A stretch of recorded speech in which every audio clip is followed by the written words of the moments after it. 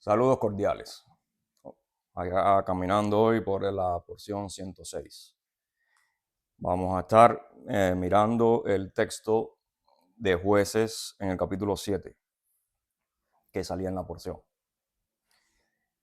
Un texto que nos va a enseñar algunos simbolismos, algunos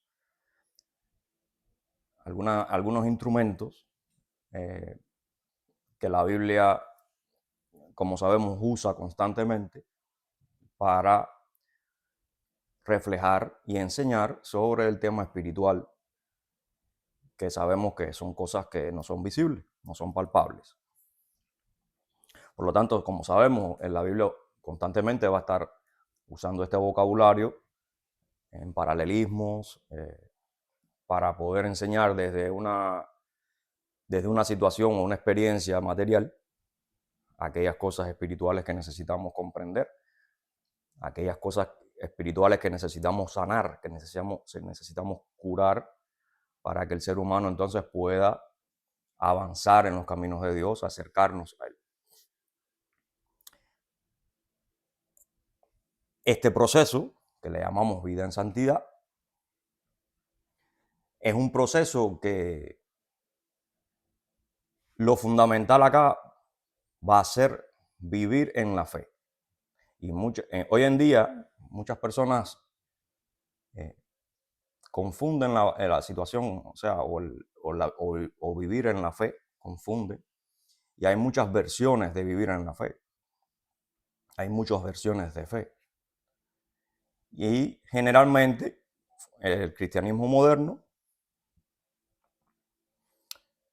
ve esta fe como algo que simplemente tú tienes que creer en un fin, pero desgraciadamente muchos lo ven como un fin que depende de tus intereses, ¿no? O simplemente lo cubren en ese sentir de que visualizan o esperan un evangelio o una vida junto con Cristo, junto con Dios, pero como muchas veces desconocen algunas profundidades, porque se quedan simplemente en que la salvación y ya, en que una vez que soy salvo recibo el Espíritu Santo, entonces todo lo demás Dios lo va a hacer y ya nosotros no tenemos nada que hacer, ¿no? Y por lo tanto no tenemos ni siquiera que cuidarnos de nada, porque una vez que está el Espíritu Santo, pues olvídate de lo demás, que eso se va a arreglar. Más tarde o más temprano Dios va a resolver todas nuestras enfermedades espirituales, por así decir, todas nuestras contaminaciones, todo nuestro pecado. Entonces, este texto nos va a estar mostrando cómo la situación es un poquito más compleja y cómo cuando nosotros nos quedamos solamente con esa versión moderna, pues entonces comenzamos a ver las barbaridades que se ven en las congregaciones actuales, en las congregaciones modernas, en donde ya muchas veces ni se habla del pecado, porque hablar del pecado es un poco que complicarte el día, es como te vas a desanimar, te van a hablar de cosas negativas, ¿no? Y entonces caemos o se cae en ese nuevo evangelio, en esa nueva fe, no basada en la fe mostradas en las escrituras. En este texto de Jueces 7 tenemos que recordar que este libro de Jueces es escrito después o va a relatar esa etapa después que muere Josué. O sea, ya Josué toma Canaán, él va a morir, que también se habla en principio de Jueces, se habla de ese tema. Y luego van a empezar a venir ciertos personajes que Dios va a escoger para liderar al pueblo cuando el pueblo caía en pecado y se apartaba de Dios. Uno de estos personajes, uno de estos jueces va a ser Gedeón. Entonces, como cuando tú lees, te vas a dar cuenta cómo Gedeón va a ser escogido por Dios, él es de una familia, supuestamente es el menor de allí. Inclusive al parecer Hay una conversación en donde él es el de los más débiles, de los más pequeños de la familia. Él va a estar dudoso. ¿Cómo es que el Señor me está escogiendo a mí? Y entonces va a haber ahí un intercambio entre él y Dios para que él se asegure o para él asegurarse, primeramente, de que es Dios y segundo, que realmente lo están escogiendo a él. Y bueno, hay un intercambio muy bonito entre él y Dios que, bueno, muestra la realidad de la vida, ¿no? Hasta que llegue el punto donde ya Dios le va a dar a él una misión, porque Madián tenía al pueblo de Israel oprimido, porque habían caído en pecado, como Dios había dicho. O sea, si caen en pecado, si se alejan de mí, pues van a venir y los van a ocupar y van a tener problemas con otras naciones. Hasta que llegue un momento que después de esta opresión, vuelven a clamar a Dios y entonces vuelve Dios a tratar de ayudar a Israel o a ayudarlo. En este caso, entonces, él va a usar a Gedeón para salir de Madián en esta ocasión, ¿no? Y ahí viene entonces el punto donde yo quisiera hablar hoy, que va a ser el punto cuando entonces Dios recuerda que Gedeón viene con un ejército y entonces Dios va a usar esta oportunidad, esta experiencia, para enseñarle a Gedeón y a Israel sobre la importancia de depender de Dios y por qué es necesario depender de Dios y por qué es necesario mantenerse firme en eso, ¿no? Ser fiel a esa relación con Dios, que no es más que esa fidelidad, que esa fe. Es parte de la vida con la fe verdadera, de esa relación, de ese viviendo por la fe. Entonces, vamos a llegar al versículo en el capítulo 7. Vamos a llegar entonces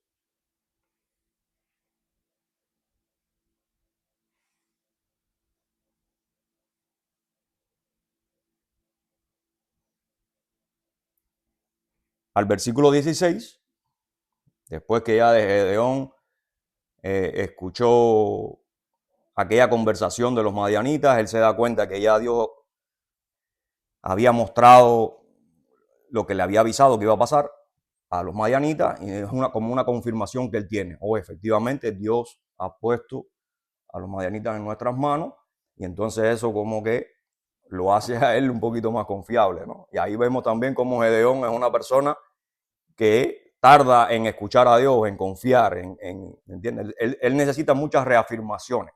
Que por un lado, a veces eso es correcto, pero a veces nos pasamos y queremos muchas confirmaciones.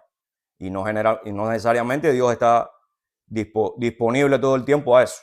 Entonces, si ya Dios te ha hablado, si ya Dios te ha demostrado las cosas como son con Él, o sea, el estar desconfiando todo el tiempo, pues muestra parte de una enfermedad, ¿no? Que es lo que Dios entonces vamos a ver acá, que Él va a tratar de corregir. Vamos a llegar entonces al versículo 16 y fíjate cómo dice. Entonces ya Gedeón venía con un ejército y Dios le dice, entonces Dios lo va a llevar por ciertos pasos para que precisamente todo quede como que fue Dios el que lo hizo, no ellos. ¿Ok?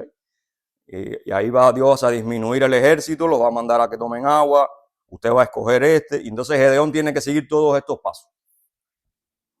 Aquí todo es una enseñanza para Gedeón y para Israel. Quedan los 300 aquellos, entonces en el 16 va a decir, y repartiendo los 300 hombres en 3 escuadrones, dio a todos ellos trompetas en sus manos y cántaros vacíos, con antorchas, o aquí en la Reina Valera dice teas, ardiendo dentro de los cántaros. Y aquí entonces es donde yo me quiero concentrar hoy, en este texto. Entonces, principalmente, bueno, luego le dice Gedeón, ustedes van a hacer lo que yo les diga, vamos a ir para allá. Cuando llegue el momento que yo les avise, ustedes van a poner estas antorchas las van a poner dentro del cántaro, y estos cántaros no son más que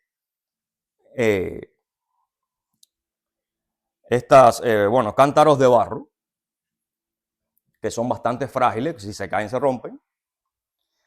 Y entonces, para un poco que resumir lo que pasó, Gedeón les va a decir, ustedes van a poner la antorcha dentro del cántaro, ¿verdad? Van a llevar el shofar, porque esta trompeta, lo que se está hablando acá es del shofar. Cuando llegue el momento, vamos entonces a romper los cántaros, van a sacar la antorcha, con la mano izquierda la van a agarrar y con la mano derecha entonces van a soplar el shofar y todos los vamos a hacer a la misma vez. Entonces dice que cuando eso sucedió, todos los madianitas se quedaron sorprendidos, cogieron miedo y salen a la desbandada y salen huyendo. Y entonces ellos toman el control de aquel territorio y se quitan de arriba a los madianitas. Después hubo una persecución y hubieron más situaciones. Pero acá, esto que pasó es lo importante que vamos a ver que nos está tratando de enseñar el texto, ya a otro nivel espiritual, con estos elementos que se usan en este versículo. Por ejemplo, el primer elemento que vemos es el shofar, como estaba diciendo, ¿verdad?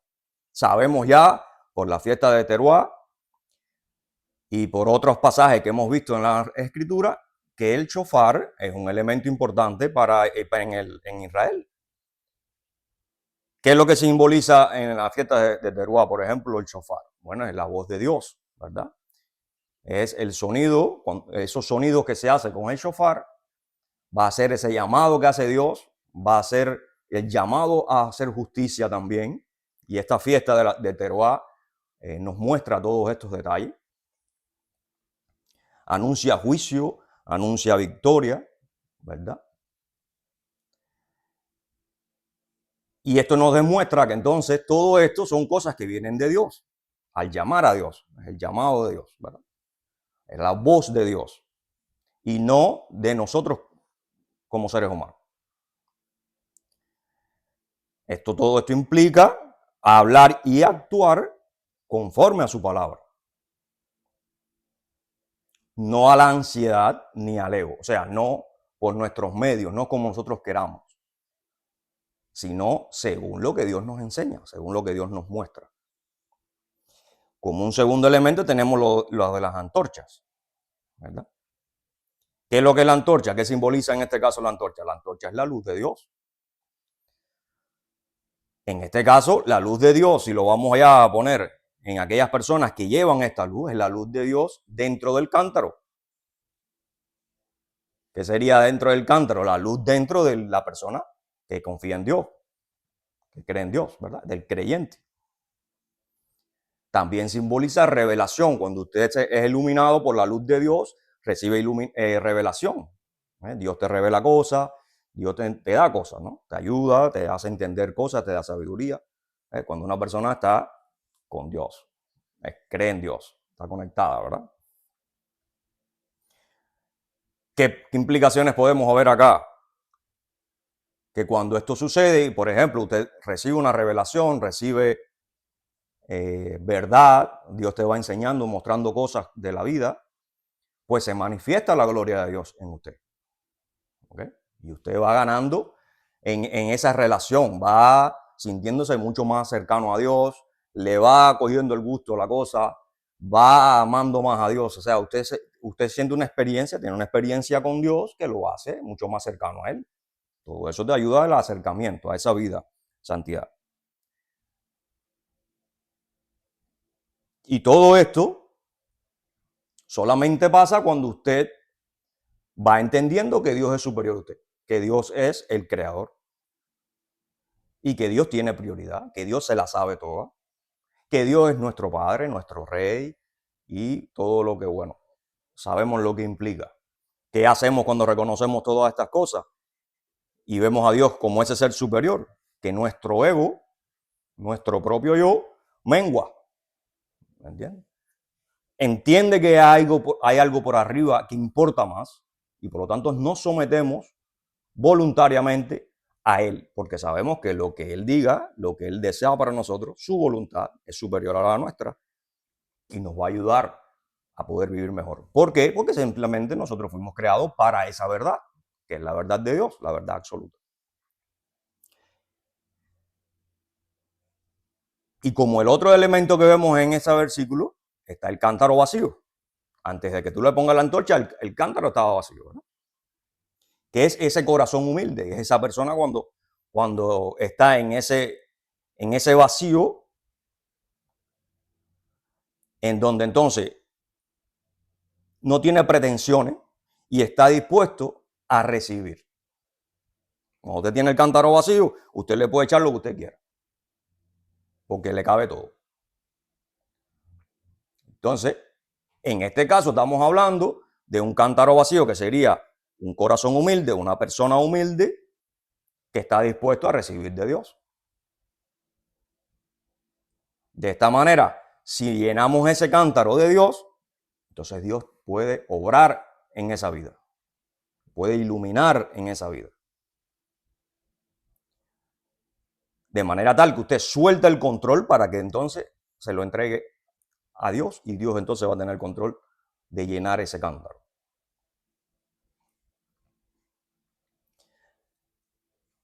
Ahora bien,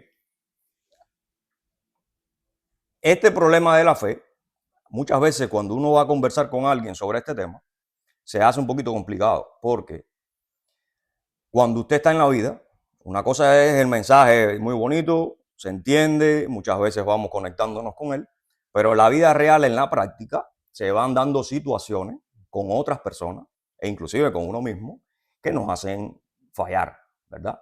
Nos hacen sentir mal, nos hacen sentir que hemos traicionado, caemos en algunas situaciones de pecado. Y empieza entonces la interacción con otras personas y empiezan algunos conflictos. Y a veces se nos complica cuando tenemos hermanos que no saben todavía lidiar con este tipo de situaciones, y a uno mismo también le sucede, de que no sé si te ha pasado, pero llega un momento en que te dice, cuando tú le estás explicando cómo lidiar con ciertas situaciones, que no siempre tú puedes separarte o enemistarte cada vez que sucede algo, hay que buscarle la vuelta a la situación, hay que tratar de entender a la otra persona, ponerse en sus zapatos, como mismo el otro debería hacerlo contigo. Y ahí ir creciendo unos con otros, ¿verdad? En ese roce, en esos problemas, que es uno de los objetivos fundamentales de la congregación. Ahí en esos roces Dios quiere que tú crezcas, ¿verdad? Pero entonces hay personas que cuando hay algunas situaciones que son más complicadas que otras, y entonces va a llegar siempre un momento en que hay personas que te van a decir, bueno, pero entonces, ¿qué hago? Sí, está muy bonito todo eso que tú me explicas, cómo yo debería lidiar con esto, con aquello. Pero entonces, ¿qué dejo? Que me pasen por arriba. ¿Me entiendes? Es como que me voy a volver un muñeco, de que aguanto todo y entonces ahí estamos viendo inmediatamente que esa persona no está comprendiendo algunos puntos. Y es normal porque no todo, o sea, cuando tú te conviertes y aceptas a Cristo, no quiere decir que te la vas a saber toda inmediatamente. Por eso es ese proceso que vengo hablando de ese caminar con la fe, ¿verdad? Que la fe es Dios. Ese caminar, ese proceso en donde uno va a ir incorporando cosas necesarias para poder enfrentar la vida durante esta estadía que sabemos que estamos en este cuerpo pecaminoso. Entonces, hay veces que cuando tú llegas a ese punto de que, bueno, ¿qué hago? Me dejo que me pasen por arriba. Hay veces que tú tienes que decirle, no es lo que te estoy diciendo. Y entonces ahí podemos caer fácilmente en una contradicción. Porque en realidad la palabra sí nos manda a tener paciencia, a ser manso y a buscar la paz. Entonces ahí se vuelve un poco una dicotomía. Que si nosotros no estamos claros de lo que la Escritura nos manda y quiere de nosotros, nos pide, se puede volver difícil. Y por supuesto, no con todo el mundo uno le explica lo mismo. Hay personas que están en un nivel determinado que tú le puedes explicar cosas un poquito más profundas, otras que no, en dependencia de la madurez que tenga uno, ¿no? Como mismo, o sea, todos hemos pasado por esos procesos de crecimientos, en donde uno va más rápido, otro más despacio. Y uno tiene que tratar de pedirle a Dios esa sabiduría para entender eso, porque pudiéramos estar dañando a esa persona cuando le damos un consejo que no es el que le toca, no es el que va. Entonces ven cómo es un poquito complicado el asunto. A veces se toma muy a la ligera en estas etapas, en estos tiempos modernos, pero no es sencillo, es difícil. Y por eso mismo hay personas que van a tener un don de Dios que tienen un poquito más de capacidad para eso que otros. Es normal y tenemos que entenderlo y aceptarlo de esa manera. Yo recuerdo ahora, por ejemplo, hay un texto de Pablo que va a decir, que viene al caso, que va a decir, porque cuando soy débil, entonces soy fuerte. Y a esa persona que no ha reflexionado mucho en el tema y en las palabras de Pablo y en el tema bíblico, pues eso le va a causar contradicción. Va a decir, ve, ustedes lo que están inventando, ustedes lo que están hablando cosas que ustedes ni entienden, porque eso es absurdo. Y entonces hoy vamos a ver que no es absurdo y que es todo totalmente lo contrario. Y cómo Dios entonces, a través de esta supuesta contradicción, es que entonces Él va a poder cambiar el corazón del ser humano a un nivel que a veces nosotros no entendemos. Y entonces vamos a poder entender mejor las palabras de Jesús, las palabras de Pablo, las enseñanzas de toda la Biblia, ¿verdad?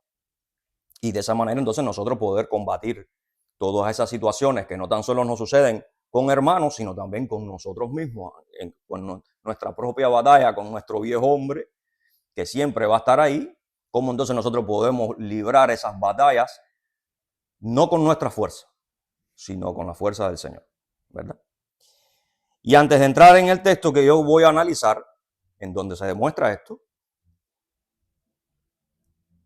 voy a tocar por arribita una metodología o un análisis que ya existía en el periodo del Segundo Templo entre los fariseos y entre los estudiosos de la palabra, que se llamaba o se llama o se definía como Hafuj Hu.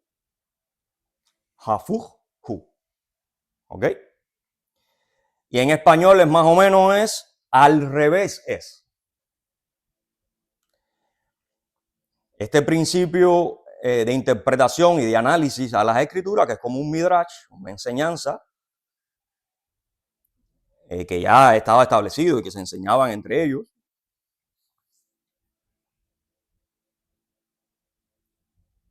es en español lo que se define como inversión divina.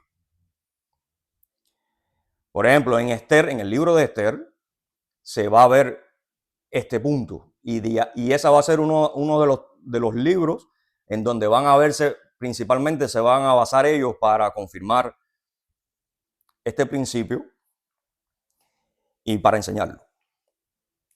En este principio, básicamente por arribita, lo que se enseña es que Dios actúa invirtiendo lo esperado para revelar su justicia y poder oculto.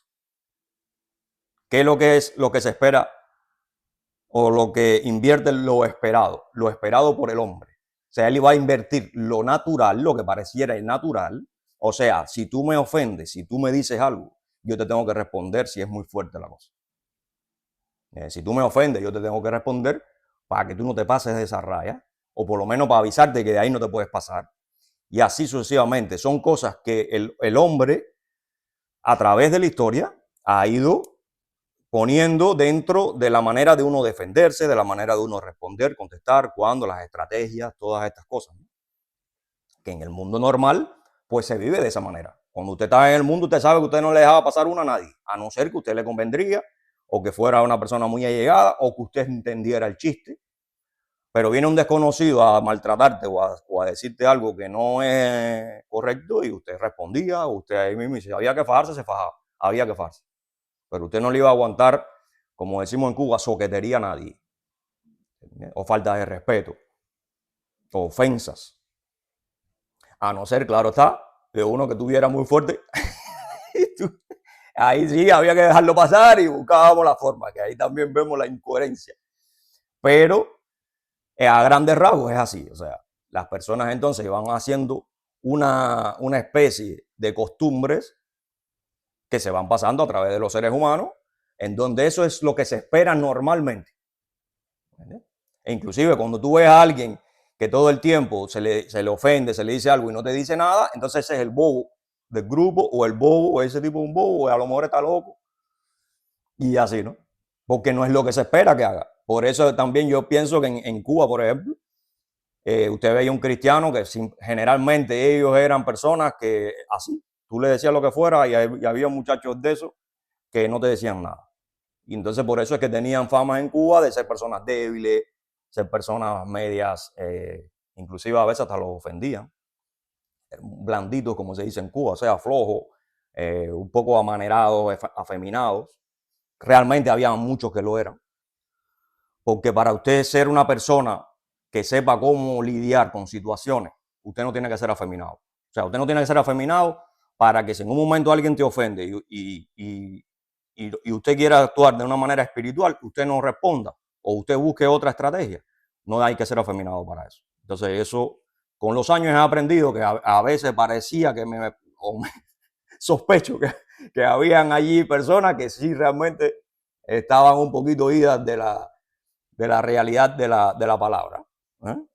Y se tapaban o se cubrían dentro de ese mundo cristiano, aunque quizás otros estoy seguro que no todos, pero habían algunos que sí, yo me acuerdo que estaban demasiado suaves. Entonces, siguiendo por acá.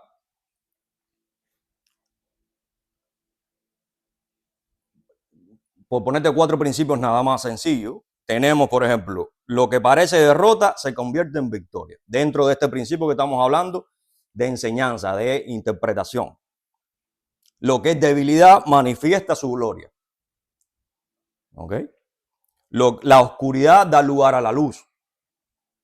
Lo que parece muerte da lugar a vida. ¿Verdad? Y todas estas consecuencias que estamos hablando de victoria, gloria, luz, vida, es ya que Dios hace eso, no que el ser humano. Y eso es otra cosa. Que entonces, no quiere decir que porque usted o porque cualquier persona se comporte de esta manera, o sea que en un momento determinado, en vez de atacar, lo que haga es aguantarse, pues se le va a convertir o las cosas le van a salir según lo que estamos explicando acá. No necesariamente, porque aquí estamos hablando de la acción de Dios en el ser humano. En el ser humano que está conectado con él, no en cualquier ser humano. Y entonces ahí ven cómo la cosa no es tan sencilla. Ejemplos de esto en las escrituras. Tenemos a Esther, como estaba diciendo ahorita. ¿Qué pasó al final en el tema de Esther cuando parecía que todo el gobierno, todo el imperio estaba dispuesto a eliminar a los judíos? Bueno, al final a esos enemigos de los judíos, ¿qué hizo Dios? Le viró la torta, como decimos, y le sucedió a ellos lo que ellos estaban planificando hacer en contra del pueblo de Dios. ¿Verdad? En Gedeón, por ejemplo, ¿qué va a suceder? Que la luz en las vasijas rotas vence sin espada, porque estamos hablando que esto era una guerra, esto eran, como decirte, tribus y pueblos de ese entonces que andaban armados. Ahí para poder salir de un grupo como este había que hacer guerra. Bueno, el grupo de Gedeón, instruido y guiado por Dios, no usaron espada. Usaron estos 3 elementos que te hablé, el shofar, la vasija vacía y la antorcha. Y hacer lo que les dijo Dios en ese momento que tenían que hacer.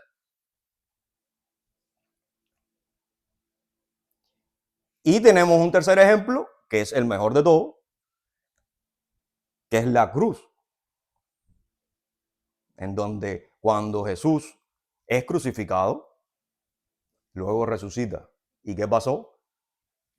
Trono, vida, resurrección, destrucción del pecado, destrucción de la muerte. ¿Verdad? Pero ¿qué pasó primero? Tuvo que venir este sufrimiento, tuvo que venir esa muerte. Y entonces esta dicotomía vamos a estarla viendo en varios lugares de las Escrituras. Por lo tanto, este Hafuhu es el modo en que Dios muestra que su fuerza se perfecciona en la debilidad. Y antes de pasar entonces al texto, tenemos o vamos a poner para poder, cuando lleguemos al texto, poder tener en mente estas 2 variantes. Ya hablamos del cántaro vacío, ¿verdad? Ahora vamos a poner la otra variante, que es cuando el cristiano o cuando el creyente, y también ahí se va a cumplir la persona que no cree en Dios, entonces no tiene el cántaro vacío, sino que tiene el cántaro lleno. Y este cántaro lleno es el hombre lleno de ¿qué? De sí mismo. El hombre lleno de sí mismo va a ser este hombre que simplemente en su espíritu, en su corazón, está lo que él quiere. Él simplemente le importa lo que él quiere. Él lo analiza todo desde su perspectiva. Lo demás es secundario, inclusive Dios. Inclusive él se atreve a evaluar las cosas de Dios. Y hay cosas que toma de Dios que le convienen y otras que no le convienen, según su opinión, según su análisis. E inclusive él va a interpretar las cosas de Dios respecto a lo que él cree. Por lo tanto, esto es un hombre lleno, o esto es una vasija llena, porque está lleno de ti mismo.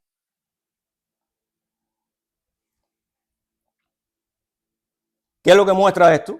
Soberbia, orgullo, depender de la fuerza tuya propia. Tú dependes de ti. Tú crees que tú puedes resolver las cosas. Tú chocas con la pared 500 veces, pero no, tú puedes. Tú sigues ahí firme, porque tú no te puedes dejar manipular, ¿ves? Tú no te puedes dejar convencer de otras personas, o tú no te puedes dejar llevar por cualquier bobería ni por cualquier cosa. Estás lleno de ti. Al final, ¿qué es lo que ocasiona todas estas cosas? Miedo, ansiedad, incapacidad de cooperar con otras personas, porque todas estas cosas que es lo que te crean, desconfianza con todo el mundo, erizado todo el tiempo, autosuficiencia, egoísmo, egocentrismo, falta de sentido y de propósito en la vida, desconfianza en Dios. Y todo esto ¿en qué se convierte al final de la jornada? En un obstáculo para que la gloria divina pueda ser manifestada a través de ti y en tu vida también. Desgraciadamente, en este cristianismo moderno hoy estamos llenos de hombres con cántaros llenos.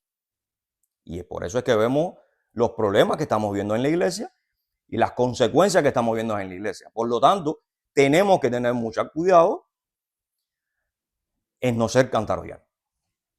Entonces ya ahora sí vamos al texto que yo quiero analizar. Y este texto va a estar en 2 de Corintios. Vamos a ir ahí a 2 de Corintios, capítulo 4. Vamos a leer allá. Y fíjate lo que va a decir acá Pablo a la iglesia de Corintios, que sabemos que tenía muchos problemas. Y entonces Pablo acá está tratando de corregir y de ayudar a esta congregación que estaba teniendo ciertas situaciones ahí. Fíjate cómo empieza Pablo a hablar. Y aquí, cuando leamos, y por eso fue el tema que toqué de el Hafuhu, y para que veamos otro ejemplo increíble de cómo las personas hoy en día malinterpretan a Pablo, aquí Pablo está dando una enseñanza totalmente judía, totalmente basada en estas metodologías, en estas maneras de interpretación, en estas maneras de análisis del texto de la época y del periodo del Segundo Templo. No tiene nada que ver con filosofía, no tiene nada que ver con los helénicos ni con los griegos. Aún cuando suponemos hasta ahora que escribió en griego todas estas cartas. Pero como él va a poner en griego toda la estructura y el pensamiento judío. Va a decir entonces Pablo, por lo cual, teniendo nosotros este ministerio, según la misericordia que hemos recibido, no desmayamos. Antes bien, renunciamos a lo oculto y vergonzoso, no andando con astucia, ni adulterando la palabra de Dios. ¿Qué estamos viendo ahí en todo eso que está poniendo Pablo? Un cántaro lleno. Entonces, ¿qué está diciendo Pablo ahí? Yo elimino todo eso, vacío mi cántaro de todas estas cosas. Va a seguir diciendo, sino por la manifestación de la verdad, recomendándonos a toda conciencia humana delante de Dios. ¿Ves? Cántaro vacío, apoyo en Dios, control de Dios, no mío. Porque mi control, ¿qué es lo que me da? Oculto, vergonzoso, astucia, todo eso. Va a decir en el 3, pero si nuestro evangelio está aún encubierto, entre los que se pierden está encubierto. Entonces hay personas que a veces no te van a entender. Y no van a creer ni siquiera que tú seas parte del evangelio, o que tú hables del evangelio, o que tú seas de Cristo. Ni van a verlo en ti. Y por eso uno a veces no tiene ni que estarse preocupando tanto. Primeramente tienes que vaciar tu cántaro. ¿Me entiendes? Y tú estar buscando de Dios constantemente y acercándote a Él. Y mientras tú busques de Dios y su justicia, todo lo demás vendrá por añadido. Pero de verdad hazlo. Que tú sí seas sí, que tú no seas no. Si tú estás constante en este caminar, basada en la verdad de la Escritura, tú no tienes por qué tener el temor de que hayan personas que te vean como lo contrario, como el enemigo, inclusive. Va a pasar. Aquí Pablo nos está avisando. ¿Y por qué va a pasar? Porque estas personas, el evangelio les ha sido encubierto. Todavía les ha sido encubierto a ellos.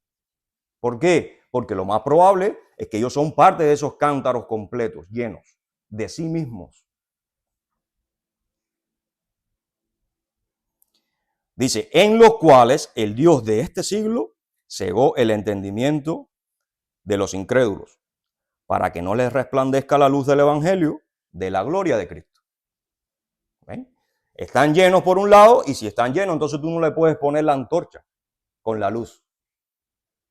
Dios no puede operar en ese cántaro, porque estás lleno de toda tu pudrición moral, de toda tu pudrición espiritual y de todo tu egocentrismo, en donde tú crees que tú puedes.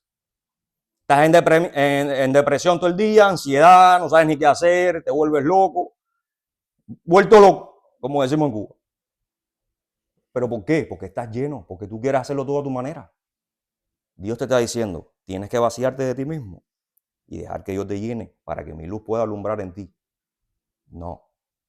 Pero como a veces, y eso es lo que estamos hablando de eso precisamente, por eso tocábamos el tema de la fe a un principio. Si tú no confías en que Dios puede hacer todas esas cosas y te va a hacer mejor, entonces tú no estás viviendo según la fe de Dios. Entonces tú no puedes decir que tú tienes fe. Tú puedes creer que tú tienes una fe inventada por ti, o inventada por la cultura, o inventada por la historia, pero no es la fe de Dios. No es Dios.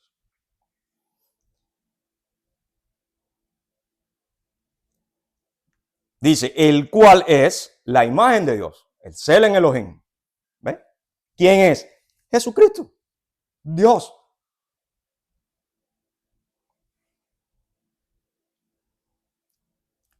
En el 5, porque no nos predicamos a nosotros mismos. ¿Quiénes se predican a ellos mismos? ¿Quiénes son los que nada más están hablando de ellos y quieren, y todo es respecto a ellos, y ellos son el centro, y ellos son todo, ¿eh? Y todo tiene que rodear alrededor de ellos? Los que están llenos de sí mismos, los egocéntricos. Si les molesta algo, pues ya tiene que haber una guerra, ya tiene que haber un problema, ya tiene que haber una división. Ya yo no quiero ver de esa persona, ya yo no quiero saber de este ni de aquel. Te estás matando a ti mismo. Es como una persona que tiene cáncer y quiera entonces ponerse a comer azúcar todos los días y dulces y cosas que en vez de ayudarte lo que te van a perjudicar más. Estás alimentando el cáncer y te vas a morir.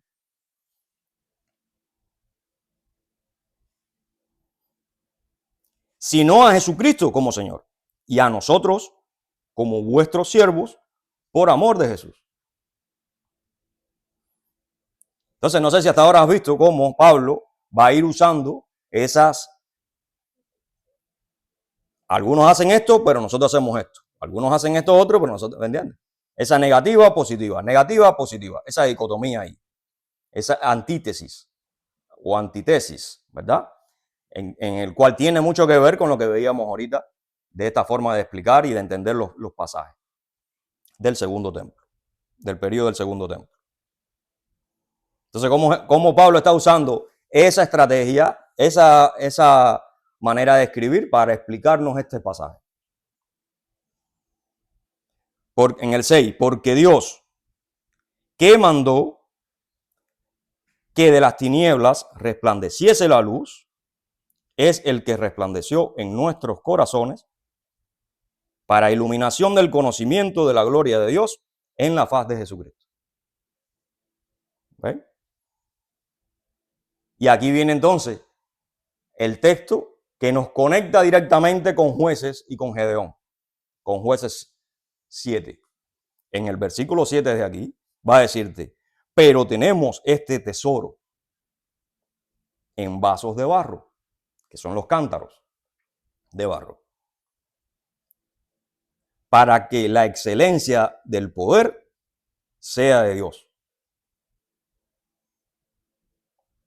¿Cuál es ese tesoro? La luz, Dios, su poder, su control, su todo. ¿Qué es lo que es Dios? Es el todo.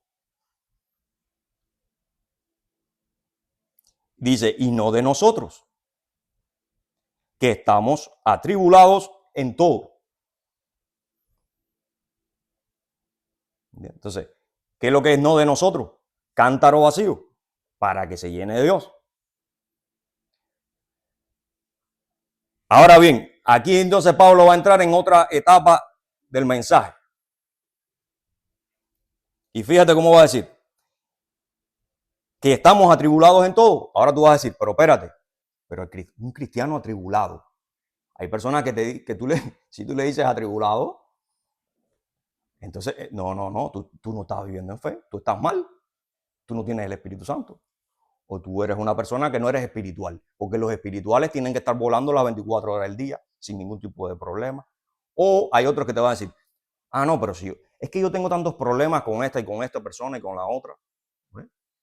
Entonces esto no es de Dios, ¿ves? Porque yo tengo estos problemitas así. Esto no es de Dios, porque se supone que las cosas con Dios, sea que todo va a estar bien, todo va a ser felicidad, éxtasis, todo va a ser perfecto. Desde el momento que hay un problema, entonces quiere decir que eso no es de Dios. El problema es que cuando no es de Dios también suceden esas cosas. Pero ¿cómo tú vas a diferenciar cuando te suceden cosas parecidas en esas dos esferas, si es de Dios y cuando no? ¿Según tu criterio? ¿O según las enseñanzas de las Escrituras y según las enseñanzas de Dios? ¿Me entiendes? Entonces, por eso decía desde el principio que es complejo, es complicado. Y por eso nosotros no podemos tomar las cosas de Dios a la ligera. Y creernos que por leer la Biblia 2 o 3 veces ya nosotros no la sabemos todas, por haber pasado una escuela o por haber estudiado un poquito de hebreo o de griego o lo que sea. No, es muy complejo, es difícil. Porque el primer enemigo de esa relación con Dios somos nosotros mismos, que queremos siempre inventar la manera de relacionarnos con Dios. Queremos siempre inventar la manera de hacer las cosas, queremos evaluarlo todo desde nuestra óptica, desde nuestra posición. Y eso es tener el cántaro o la vasija llena de ti mismo. Y entonces Dios no puede trabajar contigo, no te puede sanar, no te puede curar y no puede trabajar también en otros a través de ti.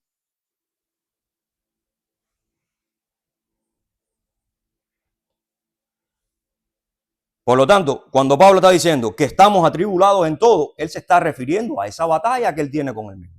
A esa batalla que el verdadero creyente, el verdadero hijo de Dios, está teniendo constantemente porque ya él entiende que esa batalla es necesaria, porque esa batalla es la que va a vaciar tu cántaro.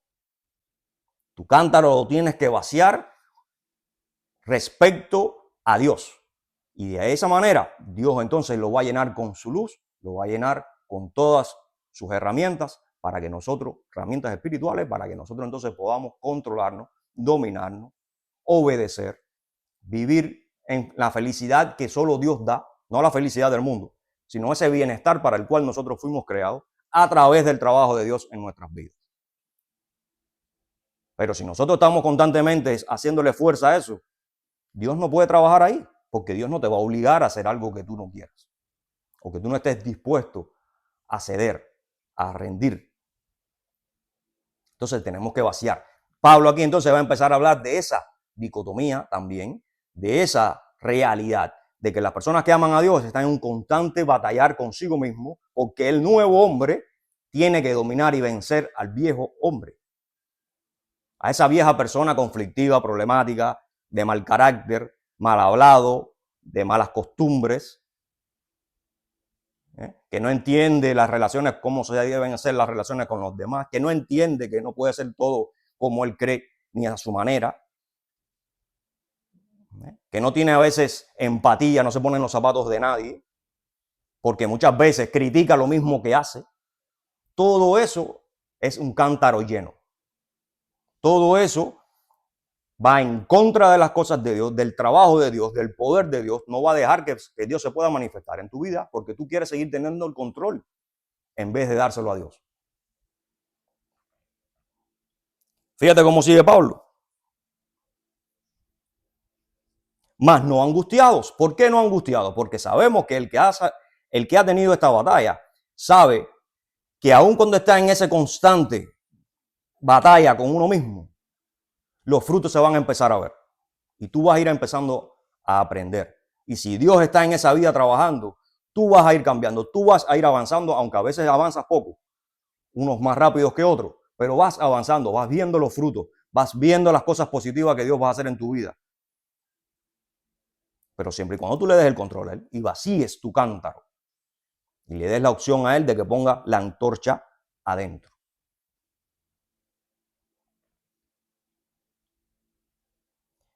Dice, en apuros. Claro, porque aquí también hay problemas en esta vida. Mas no desesperados. Tenemos problemas, tenemos situaciones, a veces nos estresamos por cosas externas que suceden, pero no nos sentimos solos.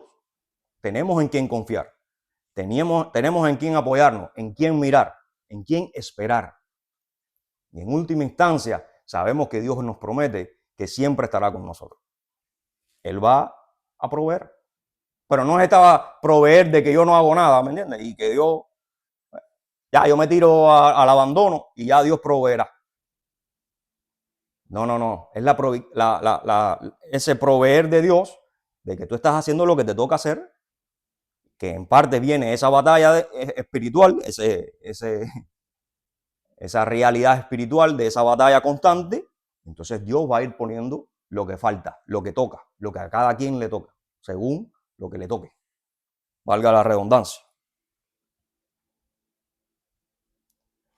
Va a volver perseguidos, mas no desamparados. Derribados, pero no destruidos. Fíjense lo que está diciendo Pablo. O sea, todo lo que está diciendo Pablo que a él le está pasando, según el mundo y según las personas que no entienden este tema, ese Pablo es, vaya, una deprimencia andante. Es como decían en Cuba, no me acuerdo ahora el nombre, no sé qué, Fortuna. Uno que había unas aventuras, que le pasaba todo lo malo. Bueno, tú lees acá y esto es deprimente. Al parecer a Pablo le pasa todo lo malo, pero no es eso. Es que Pablo entiende esa batalla espiritual. Pablo entiende que él tiene que ser roto. Ese cántaro, como mismo en Gedeón, tuvieron que romperlo para que saliera a la luz. Así tenemos que ser nosotros. Nuestro yo tiene que ser roto, tiene que ser eliminado, tiene que ser destruido. Y ese es el proceso espiritual que tenemos que tener para que entonces Dios se manifieste, para que Dios entonces se vea la luz a través de nosotros y nosotros podemos entonces alumbrar a otros, pero no con nuestra luz, sino con la de Dios.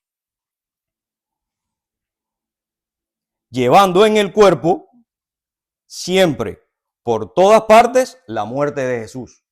¿Por qué? Porque en la muerte de Jesús nosotros tenemos que morir a nuestro antiguo yo, a aquellas cosas que no están calibradas según la palabra, según Dios. Tenemos que morir todos los días, constantemente, para que también la vida de Jesús se manifieste en nuestros cuerpos. Esa renovación que va a pasar en nuestro espíritu. Y una vez que entonces nosotros en nuestro nefesh y en todo nuestro narán, en todo nuestro espíritu, sepamos conducirnos y sepamos hacer cosas que agraden a Dios, todo eso va a obligar al cuerpo a que se someta. Esa es la batalla.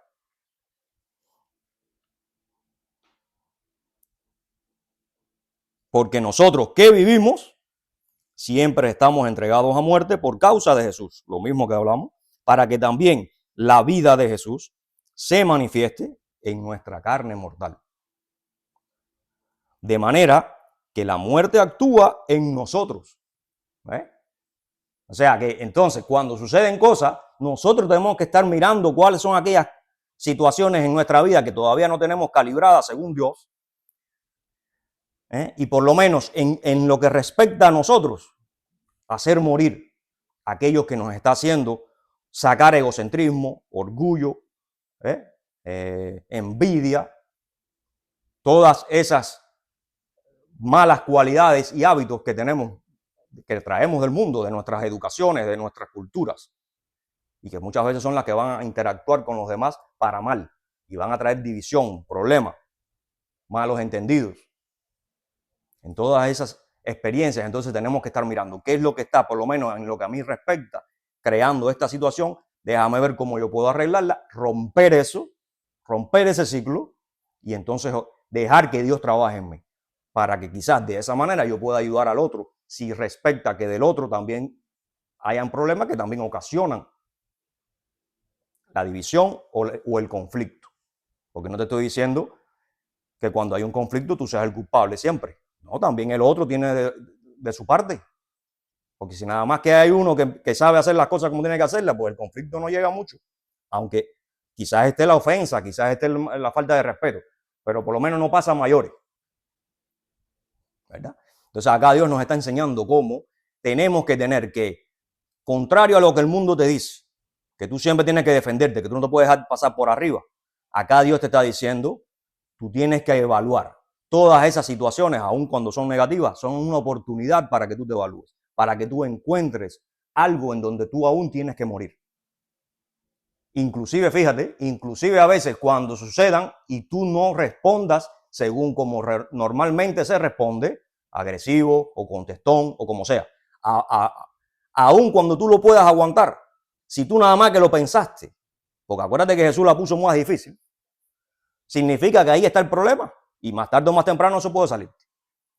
Por lo tanto, esa es una oportunidad para que tú evalúes eso y decir, bueno, hasta aquí esto tengo que controlarlo, esto tengo que estar arriba de eso porque en algún momento puede salir. ¿Entiendes? Y entonces arreglarlo.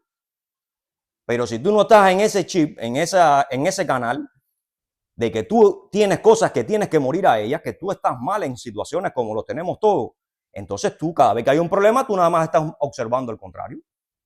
Y no, tú estás bien.